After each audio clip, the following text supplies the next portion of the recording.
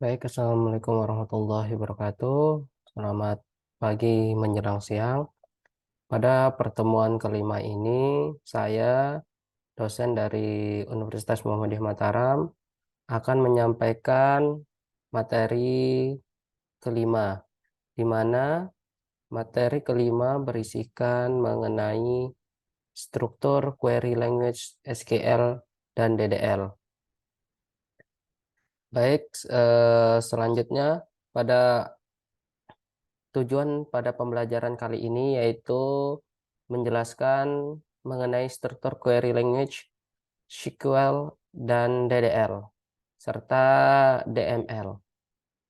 Nah, pada materi ini eh, diampu oleh pada mata kuliah ini diampu oleh dua orang dosen, yang dimana dosen eh, dari Universitas Muhammadiyah Metro, yaitu Bapak Dhani Anggoro, Eskom dan Mkom, dan saya sendiri, dosen dari Universitas Muhammadiyah Mataram, pada prodi dosen Sistem dan Teknologi Informasi dengan nama saya sendiri, yaitu Muhammad Imam Dinata Eskom MT.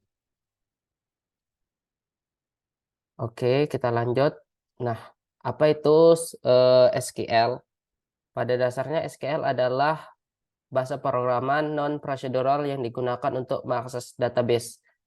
Arti dari non-procedural itu sendiri yaitu tidak ada prosedur yang bisa mengaturnya. Jadi dia bentuknya fleksibel, bahasa yang pemrograman yang fleksibel.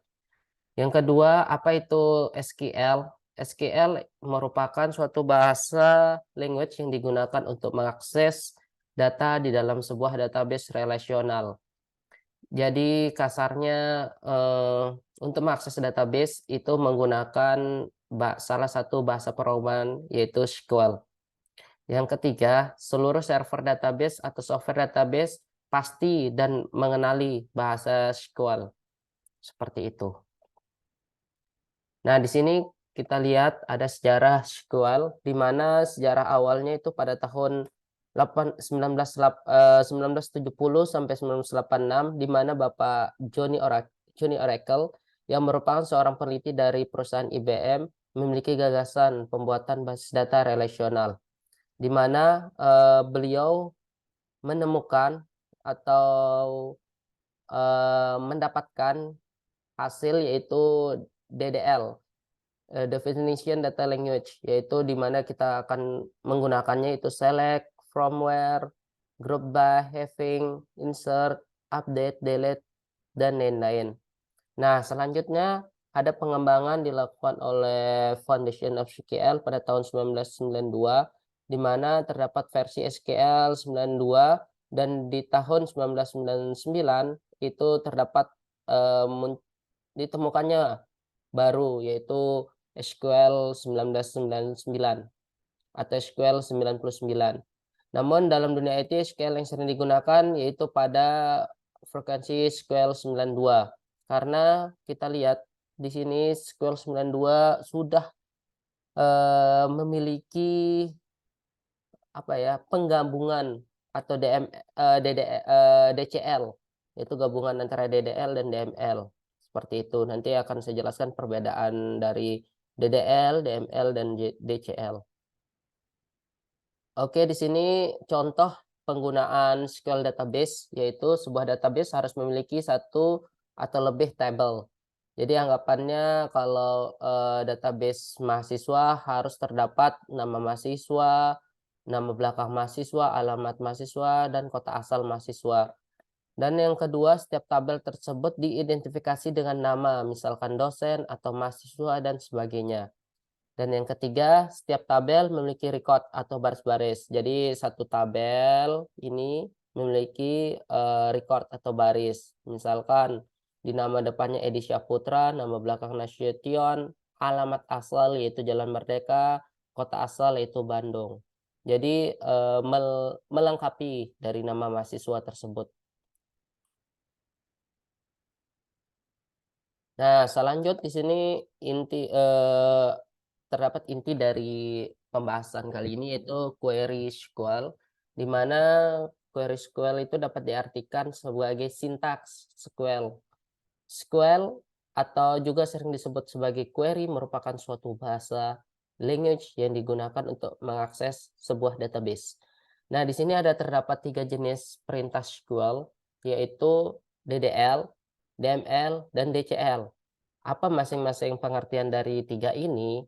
Masing-masing pengertian dari 3 ini, misalkan yang pertama DDL atau Data Definition Language, di mana berfungsi untuk yaitu hubungan dengan pendefinisian suatu struktur database, yaitu terkaitan antara database dan tabelnya, seperti itu. Secara rinci nanti pada pada slide selanjutnya, yaitu akan dijelaskan.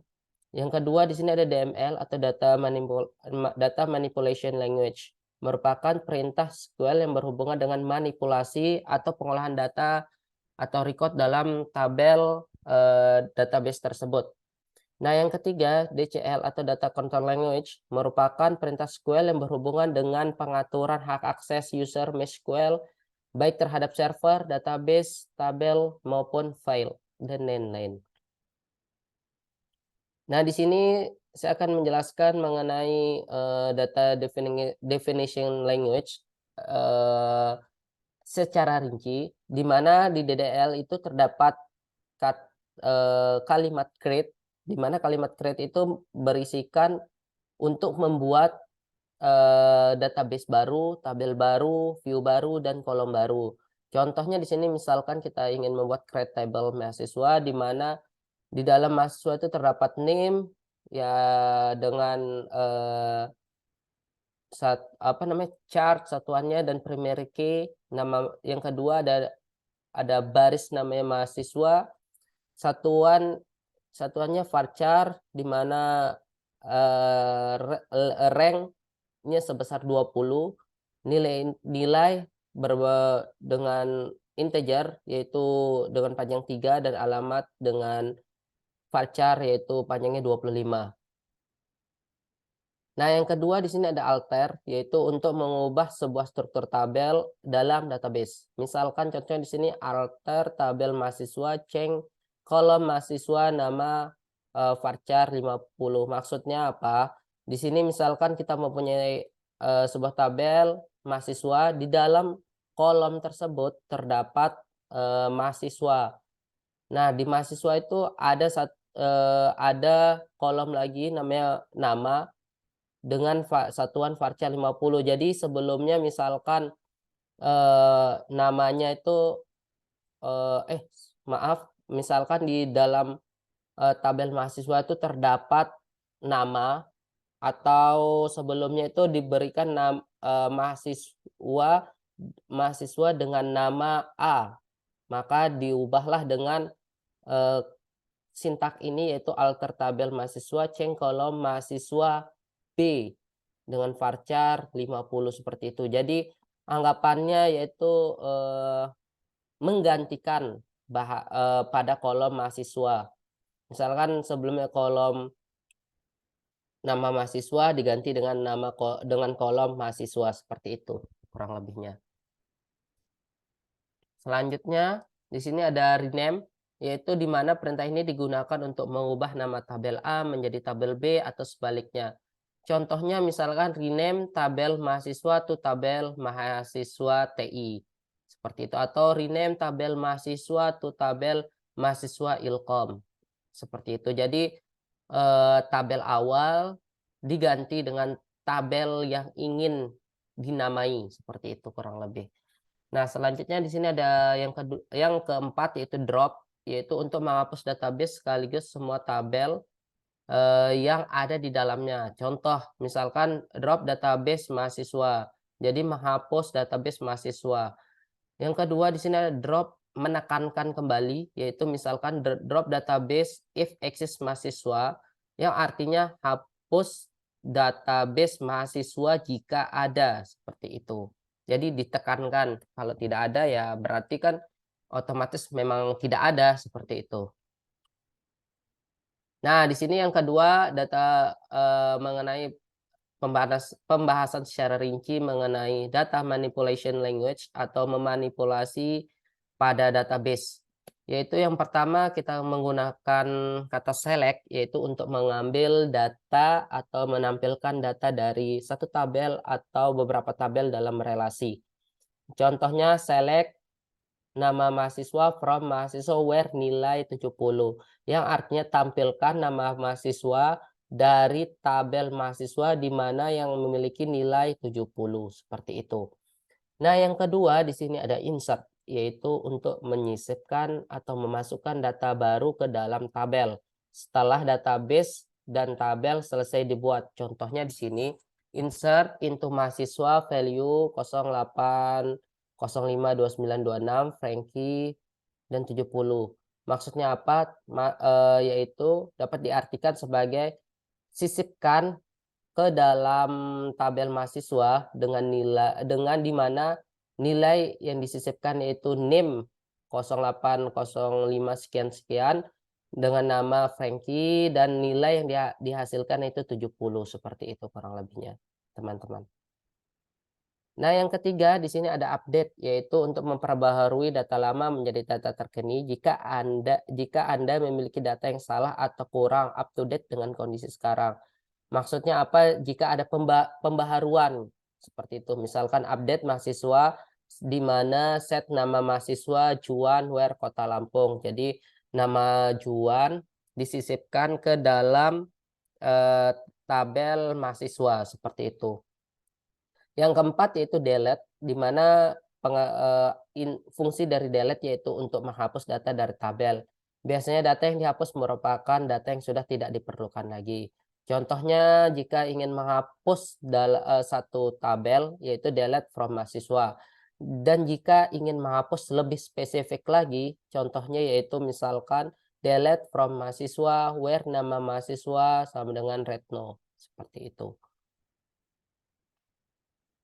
Nah, yang ketiga di sini penjelasan secara rinci mengenai data control language, di mana data control language ini berkaitan dengan hak akses atau izin kepada server, kepada user, dan lain-lain. Di sini ada katanya yaitu grant, di mana grant diartikan sebagai untuk memberikan hak atau izin akses oleh administrator, pemilik utama server kepada user atau pengguna biasa. Hak akses tersebut berupa hak membuat yang diartikan create, mengambil atau select, atau menampilkan, menghapus yaitu delete, mengubah yaitu update. Hak khusus dengan sistem database-nya di dalamnya seperti itu. Misalkan di sini contoh grant select on prodi mahasiswa ilkom to ilkom admin at localhost, yang artinya yaitu berikan tampilan atau mengambil dari tabel dari database prodi mahasiswa ilkom to ilkom admin. Jadi server ilkom admin ini diberikan kepada database prodi seperti itu. Jadi hak akses diizinkan, hak akses diberikan seperti itu. Nah, yang kedua di sini ada revoke, di mana revoke itu kebalikan dari green. Yang intinya kebalikan dari green, di mana revoke berfungsi untuk menghilangkan atau mencabut hak akses yang telah diberikan kepada user oleh administrator. Contohnya di sini revoke insert on mahasiswa DB from mahasiswa ilkom, yang artinya hapus atau hilangkan hak akses insert dari database mahasiswa di database mahasiswa dari mahasiswa ilkom, seperti itu. Jadi diasumsikan bahwa hak akses dari mahasiswa DB itu dihilangkan seperti itu atau ditutup, diblok. Nah, selanjutnya di sini ada beberapa penjelasan tambahan karena keterkaitan dengan database, yaitu di mana di sini biasanya di database itu terdapat irisan antara tabel satu dengan tabel yang lainnya. Di sini disimbolkan dengan perintah join. di mana join ini memiliki kurang lebih 4, yaitu ada inner join, left join, right join, dan lain-lain. Di mana di sini akan saya jelaskan dasar-dasarnya saja, yaitu pertama di sini ada inner join. Inner join hanya menampilkan data yang benar-benar terdapat di dalam tabel yang saling dihubungkan. Misalnya menggabungkan tabel mahasiswa dengan mata kuliah, maka field penghubung yang digunakan adalah ID mahasiswa. Jadi kasarnya primary key-nya dari masing-masing tabel. Misalkan di mahasiswa pasti ada primary key ID mahasiswa. Begitu pula di mata kuliah pasti ada ID primary key, ID mahasiswa. Seperti itu. Nah, contoh query-nya yaitu select nama mahasiswa, ID mahasiswa, alamat mahasiswa, from tabel mahasiswa, di mana inner join mata kuliah yaitu tabel kedua, on mahasiswa, yang di mana di tabel mahasiswa memiliki ID mahasiswa dan sama dengan mata kuliah di tabel mata kuliah memiliki ID mahasiswa. Seperti itu kurang lebihnya.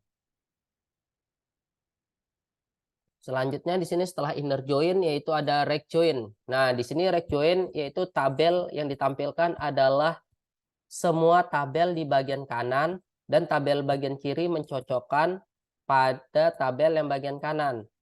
Tabel bagian kanan akan menampilkan secara keseluruhan. Jika tabel bagian kiri ada yang tidak cocok, maka diasumsikan sebagai 0. Seperti itu.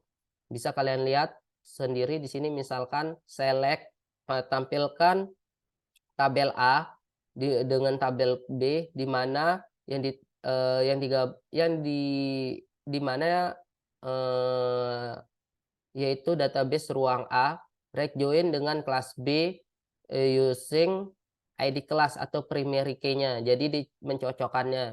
Jadi kalau kalian lihat sendiri di sini yang dicocokkan itu namanya right join, berarti yang kanan harus disesuaikan dengan yang kiri, seperti itu. Jika di bagian kiri tidak ada, ya akan diubah menjadi 0, seperti itu. Kurang lebihnya. Yang ketiga di sini ada left join. Jika ini kebalikan dari right join, di mana jika left join akan membuat sebuah parameter di sebelah kanan, namun pada left join akan membuat sebuah parameter dari tabel sebelah kiri. Jadi anggapannya acuannya di sebelah kiri dan yang sebelah kanan itu yang disesuaikan, seperti itu. Jika ada data atau record yang kosong, maka akan dituliskan 0. Di sini misalkan select tampilkan A, B dari tabel ruang A, di mana left join dengan kelas B using ID kelas. Gunakan dengan primary key ID kelas, seperti itu.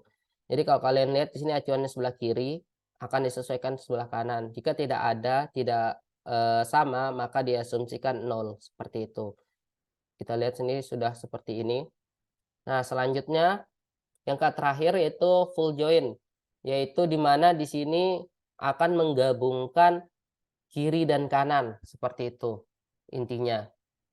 Jadi parameternya akan disesuaikan dengan kiri dan kanan. Jika tidak ada yang sesuai dari parameter kiri dan kanan, akan dituliskan 0, seperti ini. Seperti itu kurang lebihnya.